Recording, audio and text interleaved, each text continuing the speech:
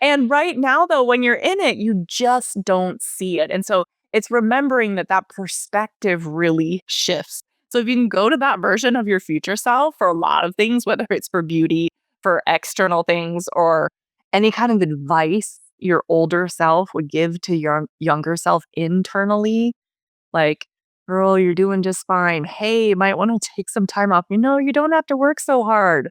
Or, stop being so hard on yourself, or everything works out. It's not only the external, but it's internal. That wiser version of ourselves, it's in there. It's us.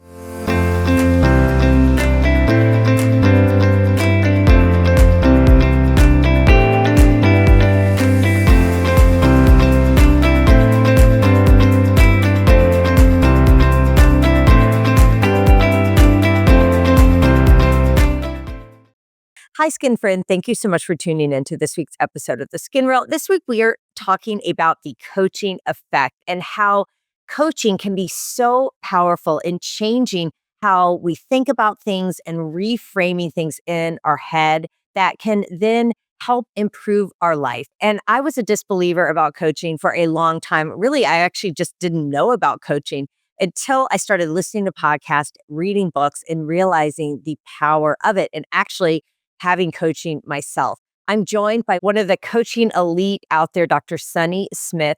She is an impressive woman. She's a family physician, entrepreneur, and founder of Empowering Women Physicians, one of the fastest growing companies in the US. Prior to that, she was a clinical professor at UC San Diego School of Medicine, where she was involved in medical school and resident education, patient advocacy, and for decades was involved in underserved medicine in the community. But now she works to empower women physicians. And this episode is helpful whether you are a woman, whether you are a physician.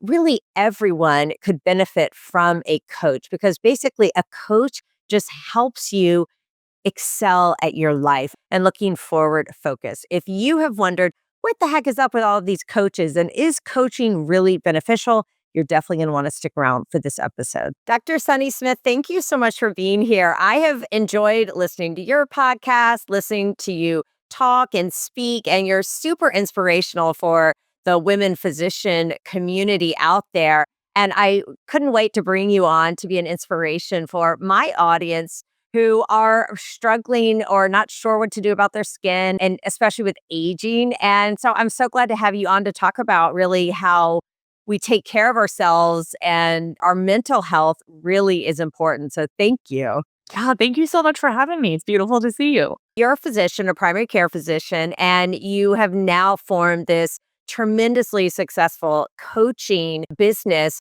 for women physicians. Why is coaching important? Because I'll tell you, in my ignorance, I always thought coaching was therapy. And I've got my stuff together, right? I don't need a therapist. I don't need someone telling me what to do. Where did I go wrong? Where is my thinking incorrect? That's a great question. So I didn't know anything about coaching, and I certainly wasn't doing therapy or any mental health work. I, like many of your listeners, probably, was in like a predictable path, med school, residency, attending, faculty, advisor. So many of your listeners may not be physicians, but it's like this path, this career path. And so you're kind of in this box of this is what I'm supposed to be doing at this phase of my life. And many of us as women in particular, and professional women, overextend ourselves because we are historically here to serve, to help others. And culturally, that's how women are brought up. We smile, we people please, we do all the things.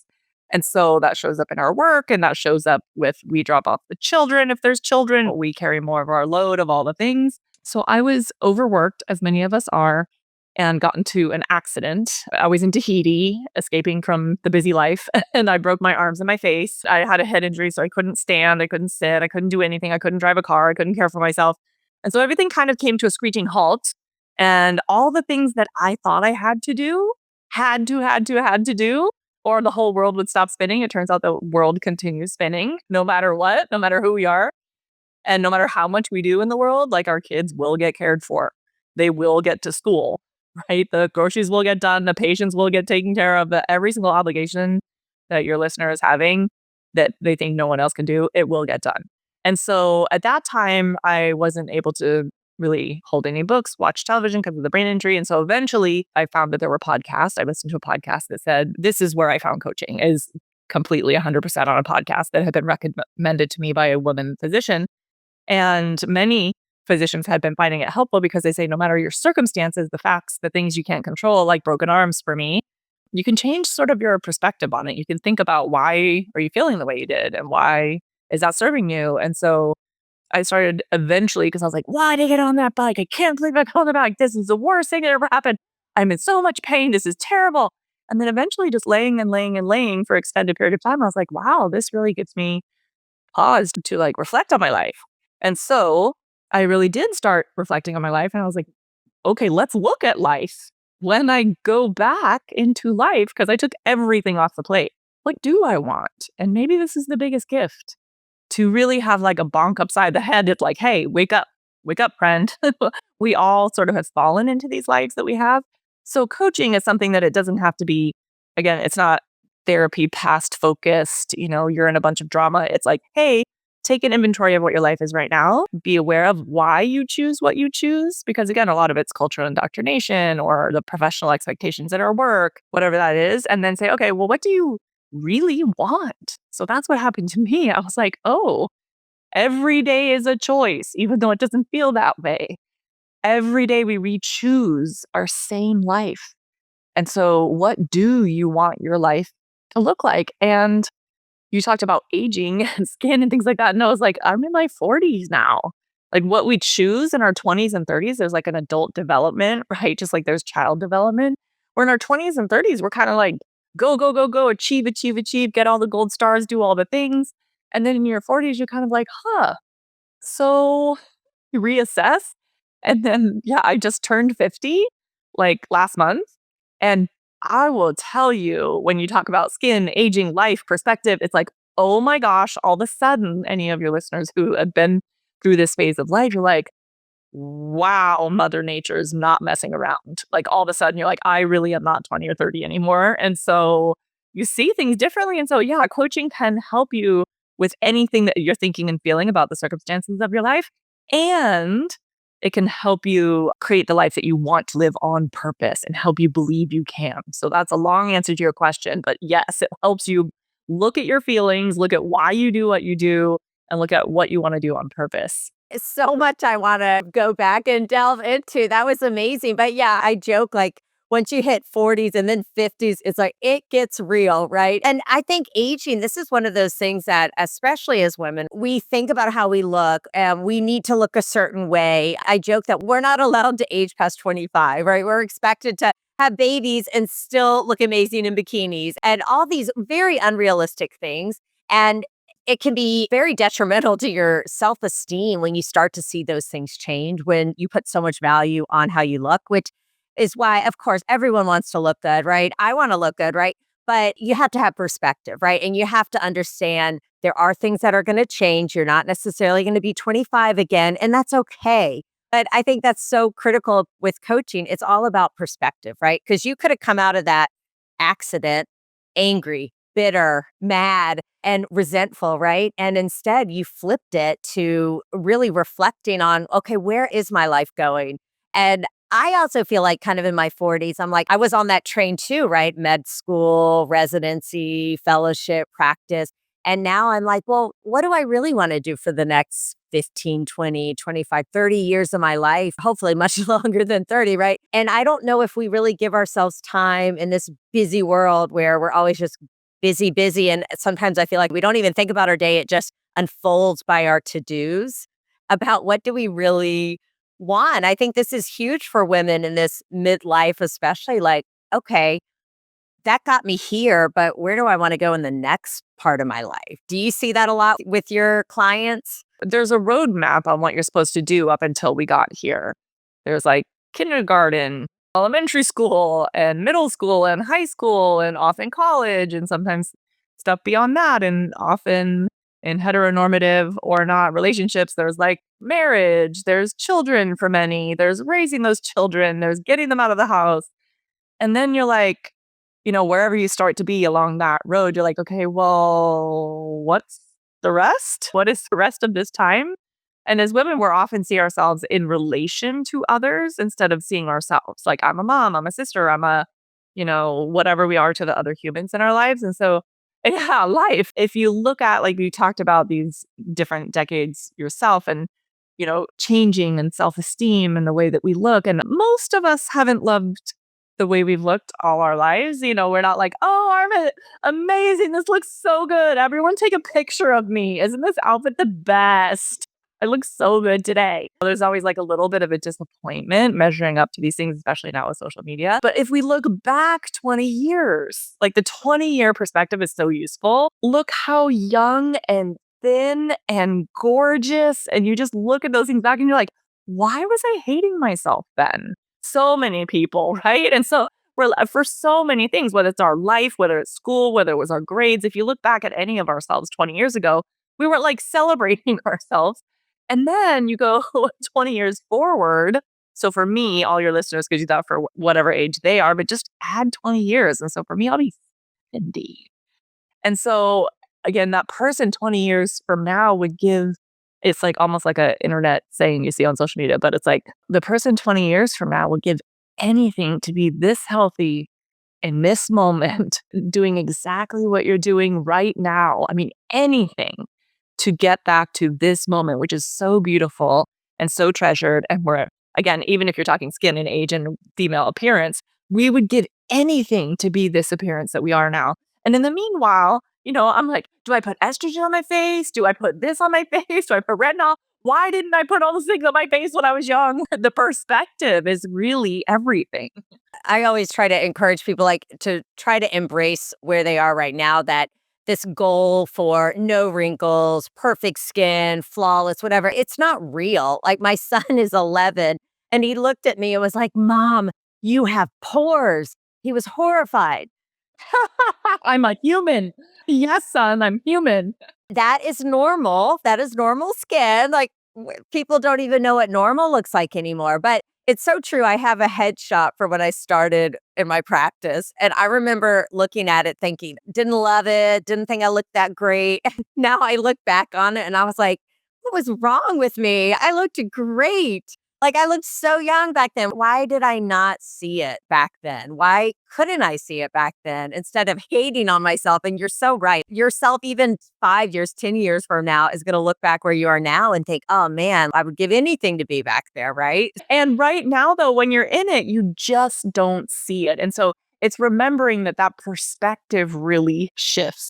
So if you can go to that version of your future self for a lot of things, whether it's for beauty, for external things, or any kind of advice your older self would give to your younger self internally, like, girl, you're doing just fine. Hey, you might want to take some time off. You don't have to work so hard.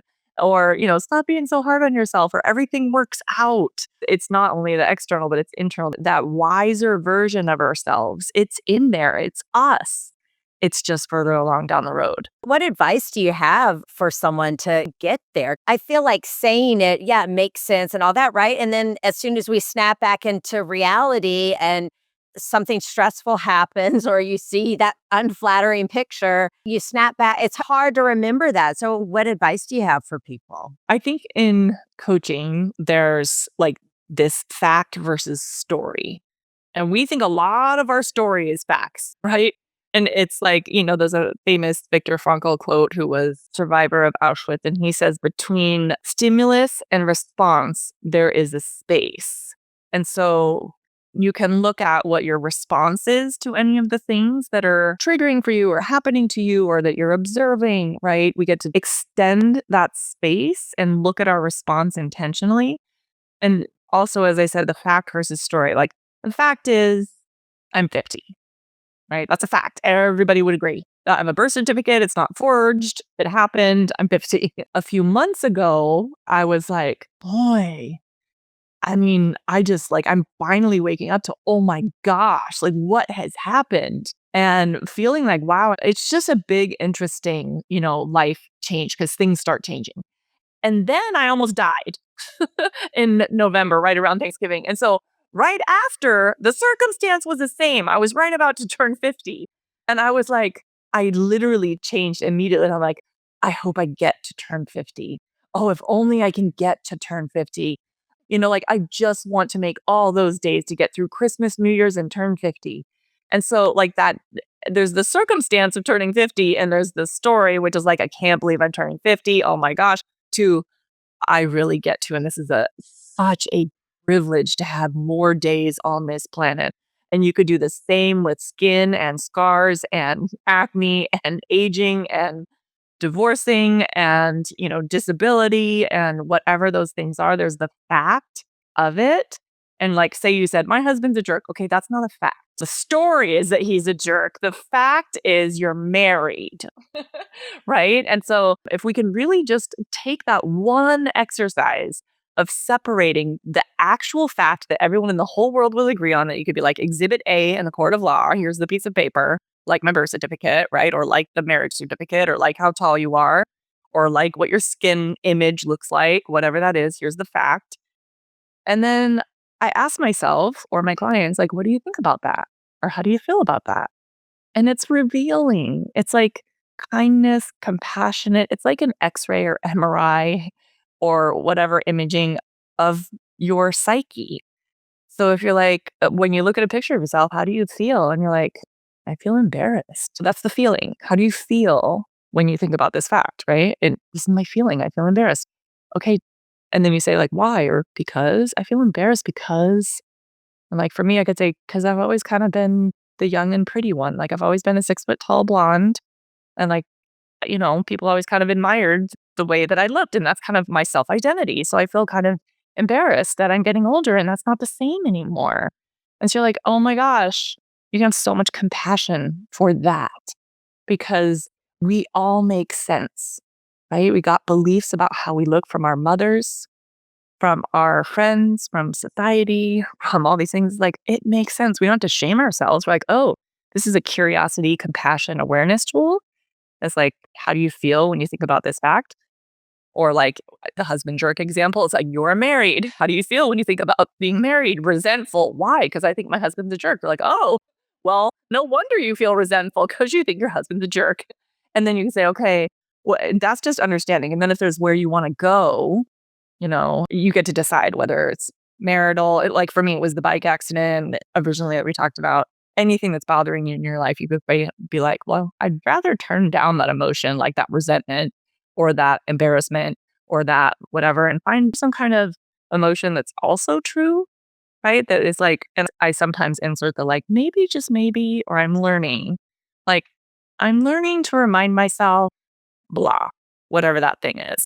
Like, I'm learning to remind myself, I chose to stay in this marriage. I could go anytime I want. Or I'm learning to tell myself whatever the things are that you still like about yourself. Or I'm learning to tell myself that I'm taking good care of my skin. I'm learning to tell myself there's experts I can be in touch with. Learning whatever those things are, because it's maybe, just maybe, or I'm learning and kind of reframing anything else. Another way you could do it is, again, after the awareness tool, is what else might be true? Because like, oh, I'm embarrassed about the way I look, as an example. What else might be true? And I'm really beautiful, or and my friends think I'm beautiful, or my partner thinks I'm beautiful, or and sometimes I like the way I look, or like what else might be true? Anything that's just what else might be true. And realizing it's all perspective. Everything's perspective. Everything, really. I mean, there's like gravity, which is real.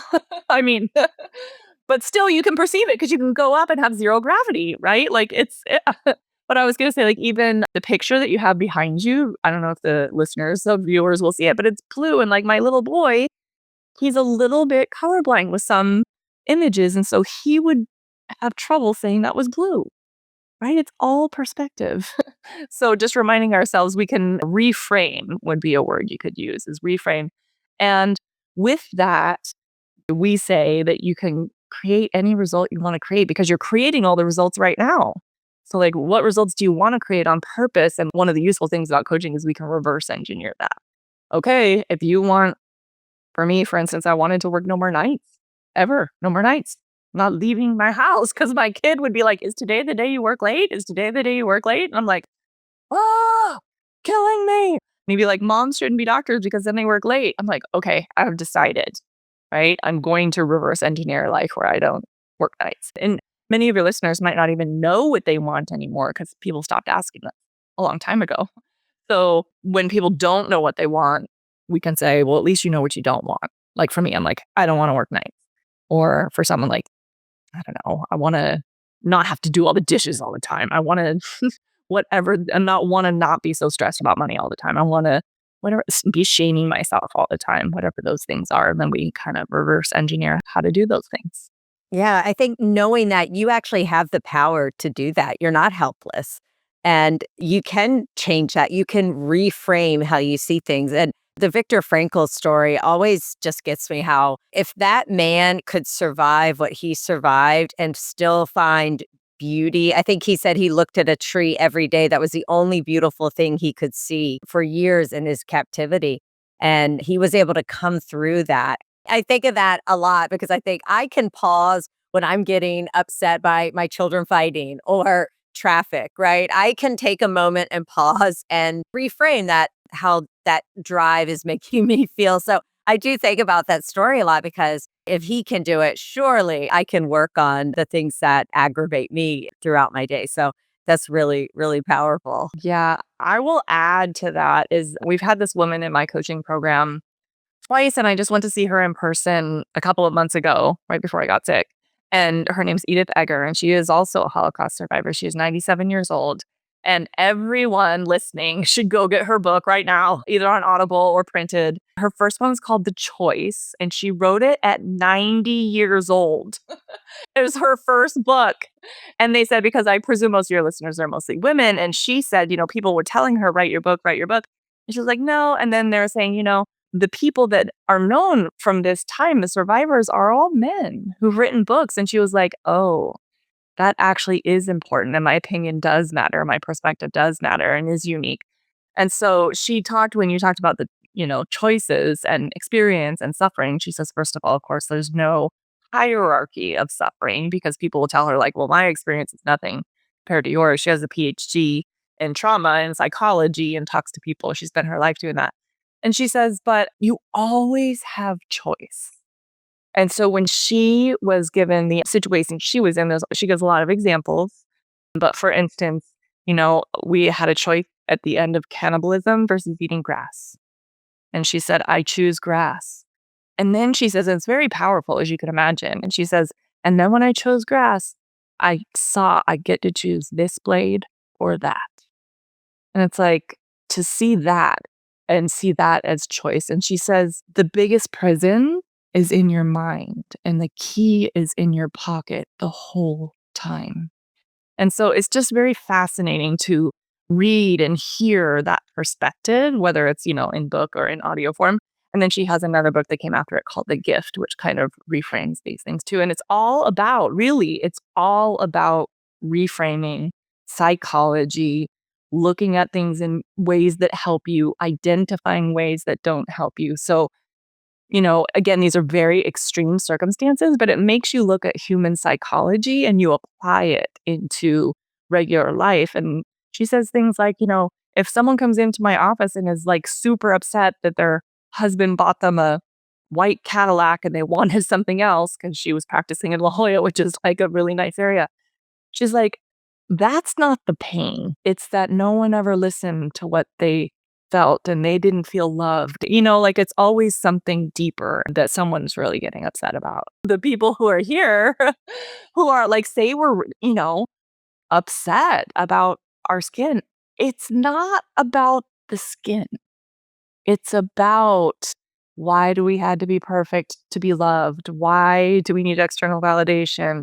Why is it so, there's like all these other things underneath it. That's like, why is that so sensitive, Mom? Tell me why that hurts so much. What does it represent for you?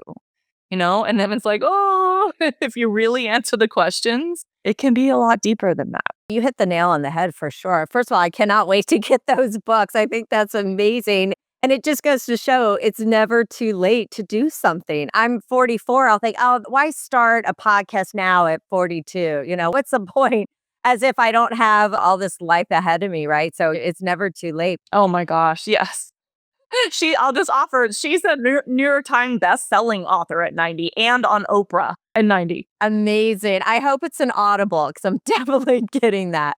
It is. It is. I have it on my Audible. I re-listen. I really do. I love it. And I think too, seeing those extremes helps me realize, okay, it gives me perspective, right? Like I'm not choosing between eating a fellow human being or grass to stay alive, right? And so to me, I sort of need that extreme to help me reset. You hit the nail on the head with patients or with people coming in, being discouraged about how they look or their skin and all that. And yes, there are changes that happen and we don't always love them for sure. But so much of the time, the people who aren't happy or they're never satisfied and they're always seeing their flaws, it's really not about that, right? And sometimes I'll just tell them, this isn't the right procedure. Or I'm not the right doctor for you because they're never going to be happy with what I do because that's not really the issue. That's not really the problem. It's way deeper than that. It's not really that they have forehead lines. It's something much, much deeper inside. So, yeah, I feel like sometimes people fixate on that external thing because they can see it, but it goes much farther. Yeah. And they can fix it, right? Right? It's like, if I can fix this, I'll feel better. And it's harder to see stuff on the inside that needs fixing or could use attention. And so, for instance, for myself, I don't know if you see this in your patients too, but for myself, it's fascinating to observe my behavior. And I just love human behavior, including myself and everyone around me. We all always make sense, but it's like, what's going on under there? And so when if I end up going to a dermatologist or going for Botox or going for laser or going for something like that, I'm not happy. And it's interesting because you can do it preventive in happiness. But if I look at the time when I actually make the phone call and make the appointment, I'm like, I'm wanting to be perfect because I think I'll feel better if because when I'm like running around happy in my life, I'm not even thinking about it. And then I'm like, I'm kind of not happy. I don't like the way this goes. It's just fascinating for me to observe the frequency with which I make a reach out when something is not going on, because it really is like for me, and I think for many, especially because so many of us are like high functioning and like, oh, you can go get a new dress or go get a new this. And it's like, I'll have something that makes me feel better. And so it's like, if I can be a little more perfect, then I'll feel better. Like, let's just go fix this thing. I'll feel better. And then there's maintenance and ongoing things and things we would choose anyway. But it's just fascinating for me to observe my behavior that, like, when I'm full of joy, I'm not usually spontaneously making a call, and not saying that like anything negative about this or only people doing this have issues, because they don't. Like, as I said, I do things for maintenance, or say Botox wears off after 3 months or whatever that is. But I notice my urge to fix my skin or appearance or clothing or something external when I'm not feeling my best on the inside. Yeah. And I bet when you get it done, though, you still feel that a little bit empty, like that didn't quite do it. Right. Well, that looks better, but now what about this? It's like, say you get a new shirt and new pants. You're like, well, now I need new shoes. I mean, I don't do it as much for clothing, but I notice even for anything in my life, if I just do this thing, I'll feel better. And so it's like, it's both and internal and external. You can't really focus on one or the other. 100%. Yeah, there's certain things like I call it the hot girl hamster wheel that we get on as women. And it starts out kind of slow and not super crazy. But by the time you're 40s, 50s, 60s, it's like, oh my gosh, like all these things I need to do just to keep my head above water. And it can be very exhausting. And so, yeah, I find that that's just something that happens until you sort of take a step back, like, do I really need to be doing this? What am I really trying to fix here? Because yeah, I enjoy there's certain cosmetic things. I love getting my Botox. I like getting my hair colored. I'm not ready for gray. But there are other things where I'm like, okay, I'm cool without doing that. I don't need that. So you have to find the balance. But I think when you're using it to fix what's going on internally, no one's happy. So that's where like coaching comes in, right? And recognizing that, having that awareness. I'll tell you an interesting example based on what you had just said about like the 30s, 40s, you do something, 50s, 60s, you have to do more as you keep, going along. And so in our coaching program, we bring in thought leaders and, international bestsellers, as I was just telling you. And so one person I've had in several times is Elizabeth Gilbert from Eat, Pray, Love, which, for our generation, around 20 years ago, that book came out. So, this single woman, she had been divorced, she left, she traveled the world, she went to Italy, she, went to 3 different places and had all these experiences on her own. And so she became very well known internationally and spoke a lot about her perspectives of life and compassion and being a woman and single and married and all these things. And she recently, like this year, cut off all of her hair completely. Like, and she's kept it that way for about a year now. And so we were with her in Toronto. I was with her a year ago. We brought her to Puerto Rico. It was like the most amazing experience. We took these little planes. We went and saw the bio bays together. And she said it was one of the most magical nights of her life. And I just love it because she wrote this book called Big Magic. But anyway, the point is between that time and when I saw her in person the next time in Toronto, just a few months ago, she had no hair. And she says, I just realized, because, you can imagine you get a lot of criticism if you're an internationally known, gorgeous figure.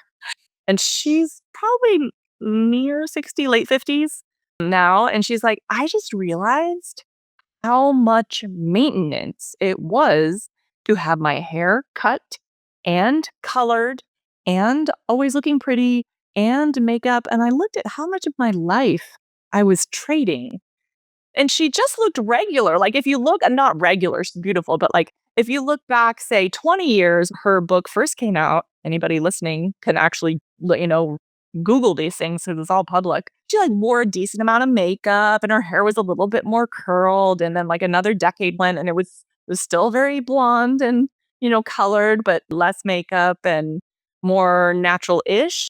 And then now she's just like, I'm just done playing that game. I'm just done. I'm not doing it anymore. This is for me. Like, who am I doing this for? Why am I putting on this show? And I'm like, this is fascinating, right? And I don't think I would go that far, but it shows you like, hey, you're on international television wearing a lot of makeup, people putting stuff on your face, people doing your hair, all the way to, unraveling and unraveling and unraveling to be like, this is how I was born and this is how I am. Take it or leave it. So it's like bold and brave, courageous, and rebellious for a woman to do that.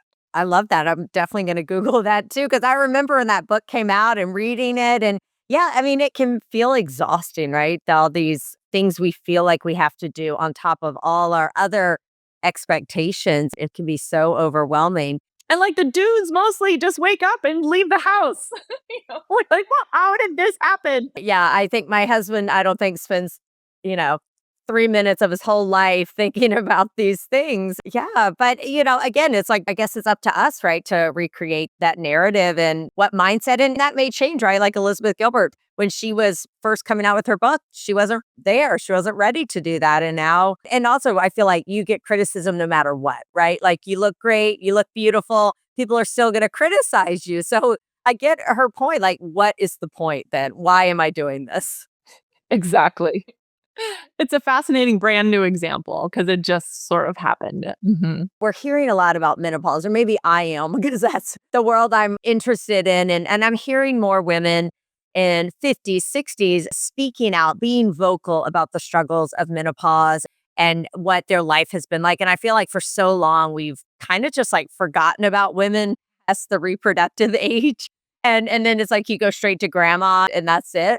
But I do feel like there's this new experience of menopause and postmenopause, and women are like, look, we're not dead. We're still here. We're vibrant. And they're reframing essentially what it means to be in these decades of life that have kind of been forgotten before. And so I think it's an exciting time to be a woman because I feel like finally we can maybe rewrite this narrative for ourselves. Yeah, for sure. And I think that there's like this othering where until you're close to that space, you're like, yeah, those are the old ladies. As you said, like, those are the grandmas. I'm not even close to that phase. That is so not me. They're just old ladies, right? Middle age and old ladies. And then I remember when I was in my 40s, I went to the OB-GYN. He's like, oh, well, blah, blah, blah. You're perimenopausal. I was like, no, what? No, I'm not. Like, why are you even bringing that up? That is so gaslighting. Like, you are minimizing my experience of where I'm like actually having the real issue, because I know I'm a doctor. Menopause average is 51. And I'm like, I'm in my 40s. This was completely unrelated. And that's how uneducated I was. When I was going through medical school, they taught us hormone replacement therapy was unhealthy, not okay, caused problems, heart attacks, strokes, and you could not do it. And so I was just like, what is he doing talking about me being old? I'm not even close to old. Like, I have a small child, you know? And now, in hindsight, I'm like, wow, I have friends and colleagues who are the leaders in this space. And it's actually true that there is a lot to be done way before, right? And it's changing a lot of our mood, which we all thought was just like, again, women. It's called hysteria, which means like wandering uterus in the old days, or wandering uterus hysteria, blah, blah, blah. But it's like there really are significant changes in both estrogen and testosterone in women from 30s onward. And so that can be addressed. Most physicians don't know still. Most OB-GYNs don't know still. It's crazy. I actually had a woman today about my age. She had had breast cancer. We were talking about estrogen cream, and the studies have shown that that is fine if you've had breast cancer. But I could tell she was nervous, and she also was under the impression she could never be on hormone replacement therapy. And I'm not an OBGYN. I said, you should talk with them because, at least from what I've been hearing, that it could be safe and that it's not necessarily a hard no. So, yeah, even in this day and age, and she's at a big medical center, right? We still have a lot of misinformation to sort out. Yeah. So if anybody wants to like listen to something like Kelly Casperson is someone that I know well. She has a book and podcast called You're Not Broken. And she has a TED Talk, and there's many other people that are reliable. And there are providers, physicians who, if you look up like National Menopause Society, there are providers who are well trained and will address your issues. And again, that's related to skin as well. Right. Like, do it for your skin if you want, but it's going to help every organ, right? All organs have estrogen and testosterone receptors. I don't even want to say all my problems. This is not about me, but even like things like your tendons there's so many things. I was like, God, my tendons are killing me. Then I was like, oh, okay. So you start some treatments for stuff. I'm not menopausal at all, but you start treatments. You don't have to wait. I'm like, oh my gosh, I feel a lot better in a whole bunch of ways. So it's just fascinating to start, if anybody hasn't started talking about it, to start talking about it. We actually had Dr. Casperson on not long ago, and it was just a fabulous, fabulous episode. Yes, I learned so much. Everybody go back and listen to Dr. Casperson's stuff. She's very well informed and she's hilarious. You know what? It's so true. I don't even remember hearing about hormone replacement therapy in medical school. I mean, maybe I wasn't there, but I'm pretty sure we just didn't talk about it, or it was like literally so brief. And I was joking with Dr. Casperson how I don't remember ever hearing about testosterone in women. Like, I kind of knew we had it, but I had no idea that testosterone was higher than estrogen. I was like, what? Are you serious? So, yeah, there's so much. As doctors, we're still learning. So this is a good segue, but I think important to talk about. But I would love to know, because coaching, it seems like now I'm seeing a lot of people coaching. How do you find a good one? Or how do you need life coaching? Do you need business coaching? Like, what's the best kind of coaching? Or is that really just dependent?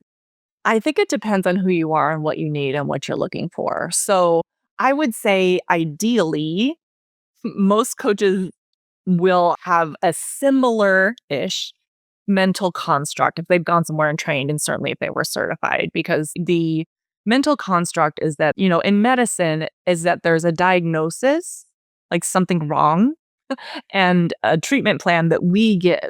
So assessment plan, diagnosis, like billing codes, all that stuff. And in coaching, we assume the client is whole. We don't assume they're broken.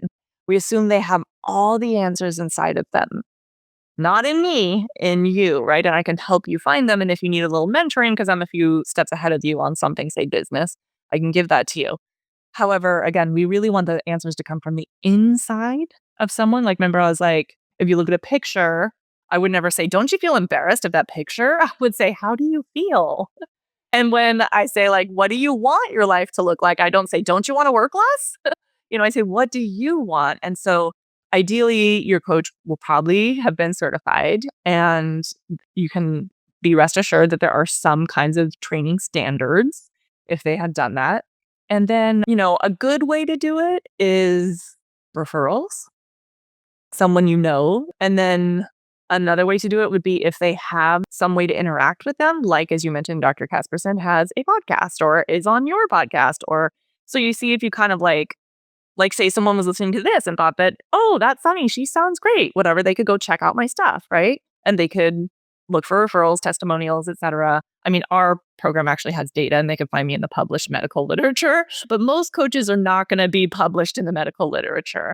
And what I can say about this is that I have, during my study that went over years, we had 40 physician coaches delivering services in my program, and all of them in some created the most effective physician wellness program that has ever been documented and the most effective coaching program that's ever been documented. So all 40 of them seem to be doing a pretty good job. I think a lot of people, what I'm trying to say up front is there is some standardization. Just like you go to a pediatrician or a dermatologist, like, yeah, I mean, maybe less so for like strep throat. We pretty much know what you're going to get. Dermatology, I mean, there is a lot of standardization. There's a little bit of wiggle room, right? So I want people to feel like not perfectionistic about trying to get the perfect person and get the perfect person first.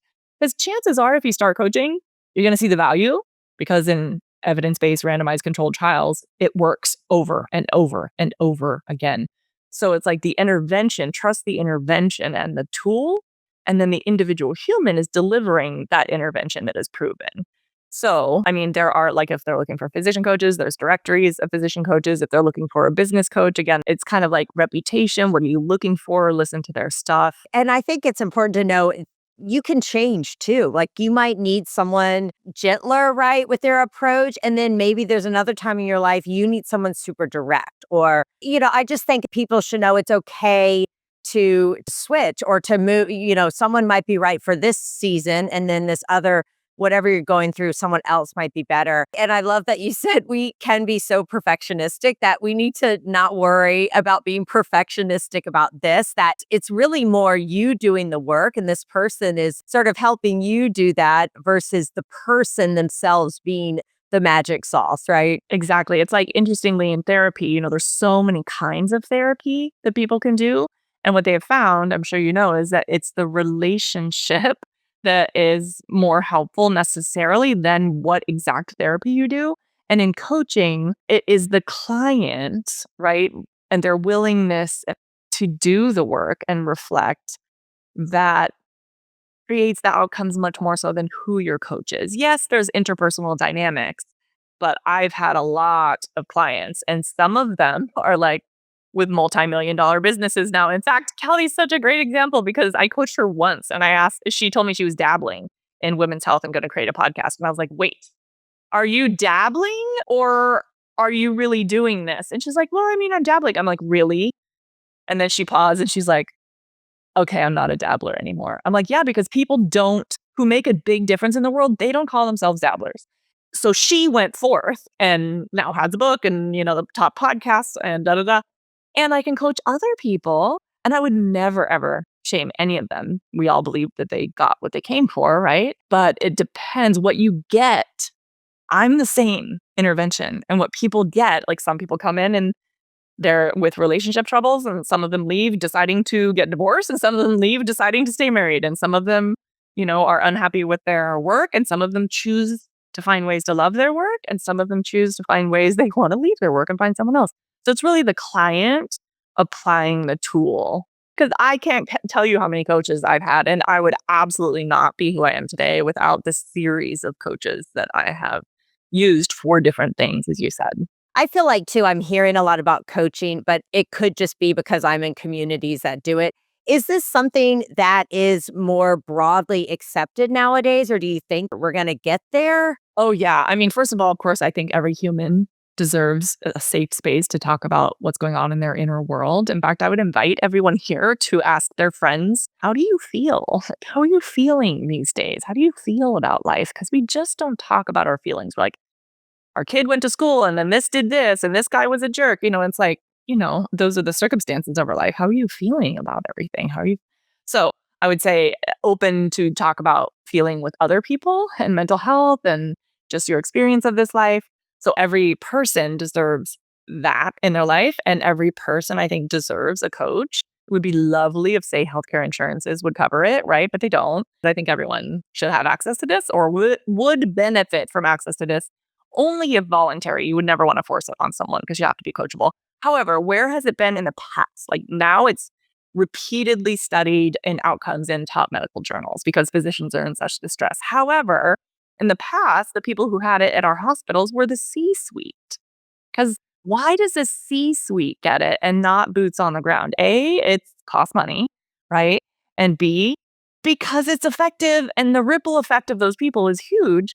So at business schools, like when COVID broke out, the former dean of USC School of Business contacted me right away because he's a dean of a school of business and he knows how effective coaching is. He didn't call therapists, he didn't call psychiatrists. He said, there's a pandemic, everybody's freaking out, we need support. And so coaches provide support. And so in the schools of business, they have been investing in coaches, significant tens of thousands of dollars in coaches for each person for decades, right? And Facebook has been investing in professional coaches for decades and executive coaches for decades. And so what has happened is that these people at the upper echelons, like the deans, the C-suite, the business people, they've had this because they don't want to pathologize and go to therapy and psychiatry to excel. They want someone who helps them excel. And so it's just, again, the people sort of, in medicine, you call it boots on the ground, but like the quote unquote regular people haven't been benefiting from this and didn't know much about it. And then there's this, I will mention that there's this conception, belief, perception, skepticism, that it's like an MLM, like multi-level marketing. And it is important to be skeptical, right? Our amygdala is designed to keep us safe, not safe, and detect what's not safe. And I think there's like throwing the baby out with the bathwater. Like if you know of one or two bad or a handful of bad scenarios, that doesn't mean like, say a physician's doing something unethical. You don't never go to physicians. There are physicians doing unethical things. And so the intervention, as I said, works just like antibiotics work, just like immunizations work, the intervention works. And it has worked so well that, in the biggest financial spaces, this is everywhere. And it's just a matter of, okay, there's an intervention and there's a business model, right? Like say you do lasers as an example. You could do lasers sold as one laser as service, or you could sell a year-long service. It's a package, right? And so the business model can be different, but the intervention is the same. And so anyway, there's just questions about what is the most effective business model to create sustainable businesses that make impact in people's lives. And so anyway, that's a long answer to yes, it's been around for a long time. Yes, it's been more exclusive. Yes, we're trying to get it to the broad general population. There's many ways to do that are more effective. More affordable, like group coaching. There's ways that you can do it individually. There's ways you can listen to podcasts, which democratizes the concepts, right? So everyone can listen for free. And you can listen to books so there's like a whole levels of ways that you may want to do things. And I find there is the Tony Robbins coaching, and then there's someone just starting out who you probably could get a decent deal with. And doesn't mean they're not good, but maybe they're trying to build their brand and reputation. So I do find there's quite the gamut in pricing. That it's not all, thousands of dollars for an hour out there. So I think that can help too. And I'm just curious, did USC School of Medicine call you for coaching or just the business school? It was the business school. I should have said the reason why they did that is because their leader was the head of the California Medical Association Physician Wellness at the time. So it was for physicians, but that was his former role. He was in a physician wellness leadership role. They were going to be advocating with the governor, Newsom, at that time to try to get support for the physicians. And they had free support for physicians at that time. So he called me like the chief coaching officer of California, which was like not a real title. But the point was, if he was in charge of wellness because he had been the dean of a business school, he's like, I know what to do. Again, we could pathologize everyone in some way and say you need to go to therapy. I think everyone would benefit from therapy, but there is a stigma attached with that. And so baseball, and athletes, they get coaches and they didn't used to, right? It's not like that was always a thing. It would have been like sports psychology was like, you have to go see sports psychology. But once people started getting coaches and sports psychologists, they were like, oh, this is to help you knock it out of the park, right? It's not that you're bad. It's just like, what do you want to do next? How can I help you get there? What's getting in your way? Because there is a limiting belief that's getting in your way, whether someone wants to open a medical practice and is not, right? Whether someone wants to live a better life and they're not. There is something in the way, and we just look at what's in the way. Now, I remember when I heard like Serena Williams had, I think, Tony Robbins as her coach for her comeback. And I was like, she had a coach? And then I was like, oh, so yes, they focus on their physical athleticism, right? But more than that is your mindset, right? And if that's not right, you're not going to make that comeback, win that grand slam. And yeah, if it works for people like that, it can work for people like me for sure. So super powerful. I love the work you're doing. Really impressive and really important work. And hopefully, if people haven't heard about coaching, this has been a great entry for them. And I know people are going to want to find you and follow you, listen to your podcast, and learn more about your coaching. So, where's the best place for people to do that? Great question. So, my podcast and website are Empowering Women Physicians. These are podcast listeners, so might as well just pop over on your podcast app and listen to Empowering Women Physicians. I am irregularly irregular, which is what we say in medicine for like atrial fibrillation. I have AFib, but the concepts are there, and people who are not even physicians have listened and found like, oh, this is that concepts as we talked about today here can be helpful. And if they want to follow me on Instagram, well, if you're a woman physician, you can come in my Facebook group, but we screen pretty hard, so don't try and get in if you're not a woman physician. And then my Instagram is just Sunny Smith MD. What about your coaching program? So we have a coaching program, Empowering Women Physicians. And again, it's currently only for women physicians. We have had some men because you definitely cannot and should not discriminate, right? So we have had men who are okay and comfortable with the very significant, like feminist focused many women in there. And then we're always thinking of doing like friends and family, but haven't formally introduced it yet. But we do inside that program, we do one-on-one private coaching. We do small group coaching because it's very powerful for people to know they're not alone and be like, you too? You too? Like, say you and me and a handful of other people were in there and we're talking about our skin and our appearance. You'd be like, you're freaking gorgeous. What do you mean you feel old? And so it's whatever the issue is, like whether it's, again, too many charts at work, too many whatever, we feel broken. So we do small groups and then we do those larger workshops, as I mentioned, with like international speakers and stuff. So that's our coaching program. And I think for anybody listening, looking for their own, any of those things are helpful. One-on-one, small group, or larger workshops. They each have their strength. And I'm a professional medical educator by training and practice as in my professional world. And so that's why I put all of those together. But each way is an effective way that people can get into this work. Yeah, like you said, just listening to podcasts, right? Just starting, right? That's the first step. Start by starting. That is literally the start of my story. If you listen back, I'm like, and then I found a podcast, and the rest of the story is, and then it changed my life. And then what's actually important to point out too, I found a podcast, it changed my life. And then the whole rest of my journey is, and then that changed other people's lives. Because when one woman changes herself, she changes the world around her. It's just who we are. It's just how we show up in the world. So if you listen, you can't help but sharing the concepts that you learned, showing up differently and impacting the world in a different way because we start to take care of ourselves. And then other people are like, oh my gosh, you get to do that. You can do that. Oh, this is true too. So it's, again, how we show up. Role modeling is the most powerful way we can impact others, right? Because they see it's truly possible. It's not just our words. Definitely a ripple effect for sure. Well, this has been amazing. I feel like I just got an hour-long coaching session with you, Dr. Smith. Thank you so much for this and super powerful and impactful. And I love getting to chat with you. And I know the listeners, I know they found that amazing as well. So thank you so much for your time. Thank you. All right. We'll see everyone next week.